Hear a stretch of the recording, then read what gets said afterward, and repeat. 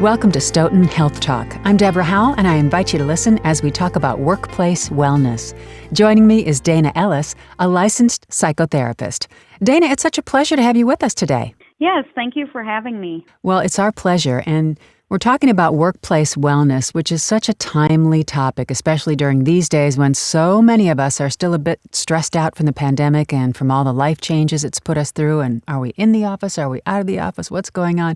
So can you define for us what workplace wellness is when we are in the office? Yeah, so when we're in the office, when we think about workplace wellness, we're kind of thinking about how can I take care of myself? At work, we're so much about taking care of our duties and reaching the goals that are set for us by our bosses or our supervisors. And so really, when we're talking about workplace wellness, we're talking about stepping back and looking at how am I taking care of myself? And when we do that, we can achieve those other goals that people set for us. That makes total sense.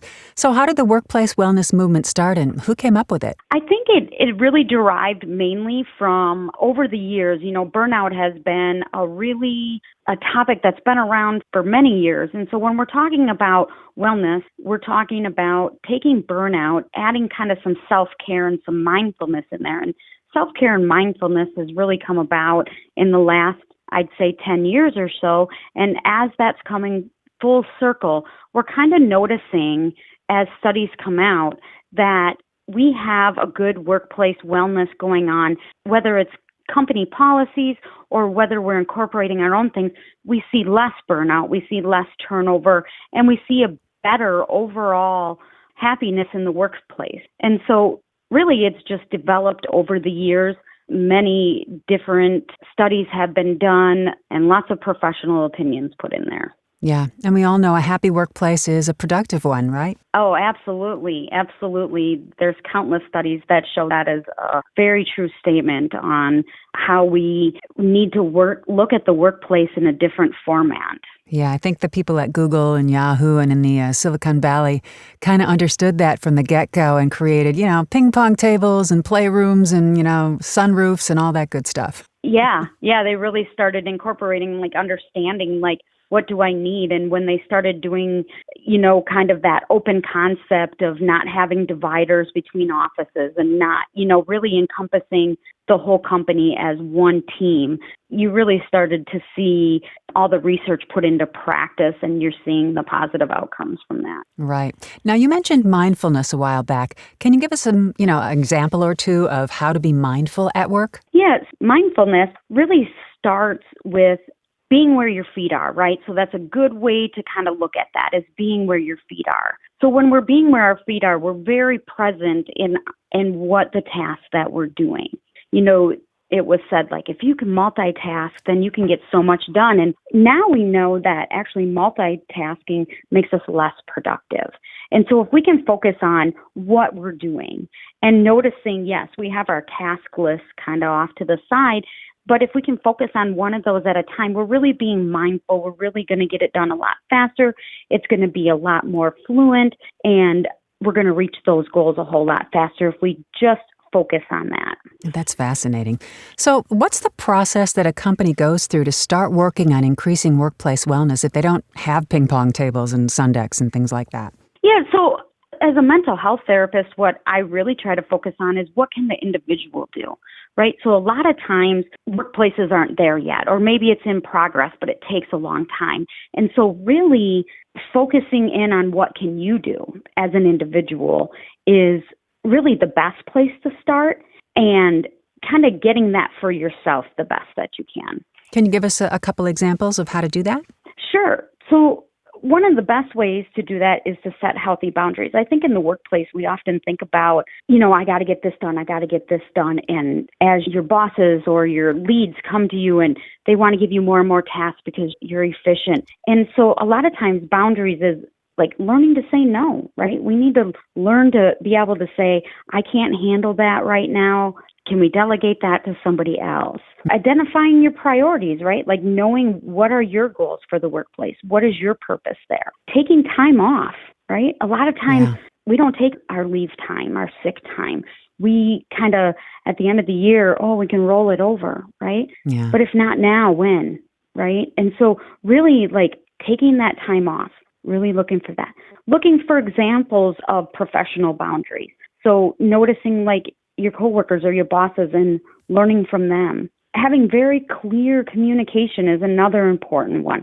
Being able to communicate what you need, what are your needs, and hearing them, that provides that overall like good boundary that you can communicate. Yeah, I love that. Also, the final one is like having healthy boundaries with your coworkers, right? Not all coworkers are going to match your personality style.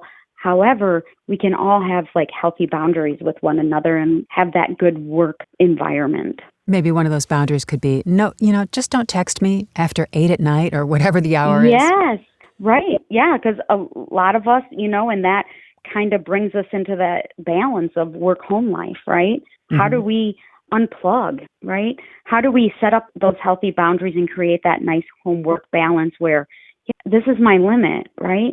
8 o'clock at night, whatever, or I won't, if I don't answer you, I'll get back to you, that kind of thing. And then with balance too, learning to leave work at work. Some of us have that capability and some of us don't. But if we can, leave work at work as much as possible and not bring that into our home life. And one of the ways to do that is on your way home to like take that time to recharge. Again, taking those vacation and sick days. And then one of the things that I have found super helpful is when I get home, I don't go in the house right away. I just stay in my car and I take 5 to 10 minutes to myself and just relax. Maybe I'll look at my phone a little bit, but just relaxing and recharging my battery, kind of myself, in the quietness of my car.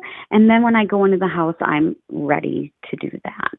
That's a beautiful thing. So Yeah. how does workplace wellness improve life for everyone at the office and even at home after the workday is over? Yeah. So how it improves is it improves our overall health, right? So when we're taking care of ourselves and we know our purpose and our goal and we know how to say no, and we don't feel guilty about taking our vacation time. We're not feeling guilty about, I need a mental health day and taking that. When we know who we are and we know what our goals and purpose of the workplace is and how that relates into our life, we get this overall better sense of self, sense of purpose, and we know how to nourish our bodies and take care of ourselves. So when we do that, we're going to be more productive. We're going to have a better overall outlook on coming to work, on being successful in our workplace. So when we go to work and we're not recharged and we haven't taken that time to take care of ourselves, we come into work groggy or we come in dreading the day. We may love our job, but then we come in and we're feeling yucky about it, right? We have to be able to take that step back and look at ourselves and say, hey, what do I need? What do I need? Because this is out of my character. How do I get more successful? Do I need to go have a conversation with my boss that so much is being put on? Do I need to take a mental health day? And just really being aware for yourself of what do I need.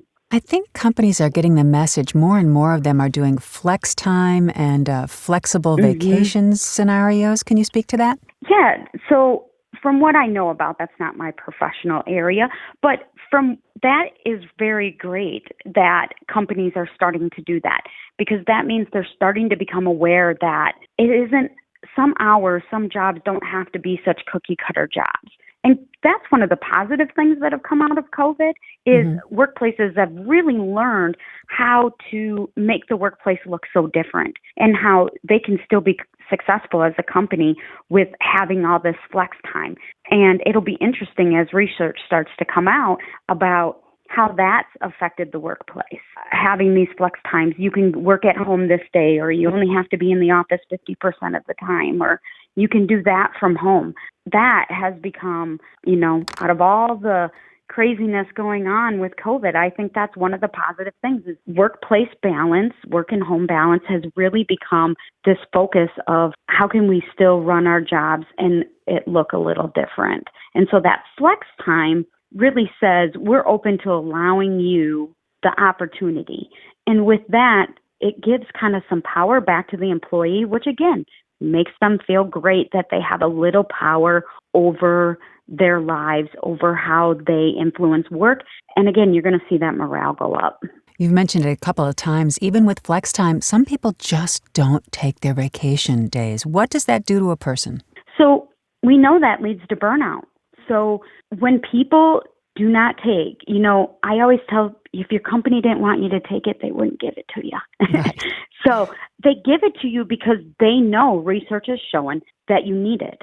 And more companies are handing out a little bit more vacation time or this flex time that, you can flex your holidays or you can, add extra days here and there. And so what that does when people take that vacation is it allows for you to recoup. And so you'll see a lot of people, they just take it at the beginning of the year, right? Because they're so burned out from the year before.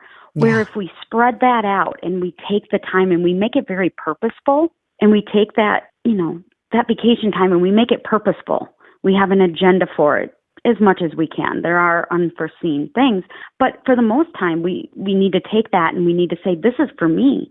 These are my days to help me nourish myself, to grow in my self-care, and to take that time for myself.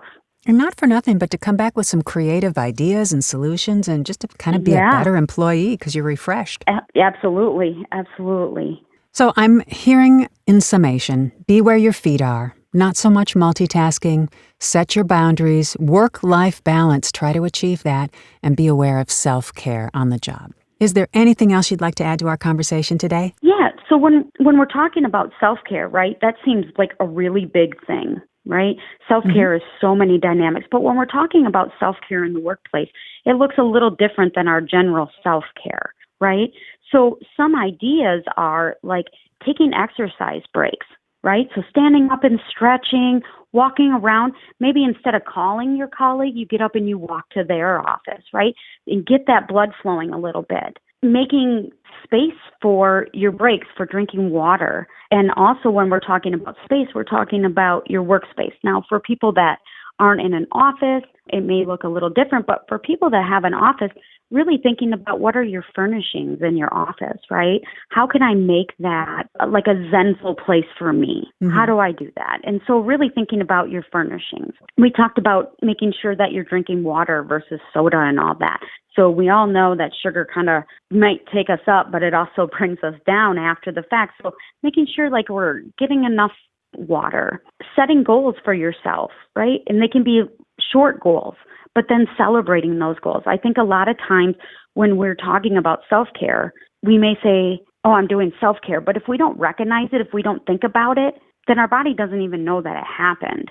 And so we really have to celebrate those goals that we make. You can think about doing like simple meditation at your desk or out on the floor. Meditation doesn't have to be sitting on the floor and doing this whole thing. A lot of times we can learn to self-meditate in just a short amount of time. There's so many apps out there right now for that. Yeah, I was going to say, there's apps like Headspace or Calm. They're all really good ones. And then really making sure your nutrition throughout the day. Again, those sugary snacks, they taste great, but as they bring you up and give you energy, they also bring you down a little later. And one of the last things, really is to seek help if you need it. Sometimes jobs are super stressful or companies are going through growing pains or you're not sure if you're on the right track. You can always seek help. There's, counselors, there's therapists, there's mentors. And so really reaching out for help if, you're struggling with some of this workplace wellness, those professionals are there to help you get back on track to reach your goals. Well, this has been incredibly wonderful. Dana, thank you so much for joining us today. Learned so much, and I know my listeners did too. Well, thank you for having me, and I hope, that everybody learned a little something and some new little tricks, and hopefully we'll see some offices being spruced up. I would love to see that. And for more information, head on over to our website at stoughtonhealth.com to get connected with one of our providers. And that concludes this episode of Stoughton Health Talk. Please remember to subscribe, rate, and review this podcast and all the other Stoughton Hospital podcasts. I'm Deborah Howell. Have a terrific day.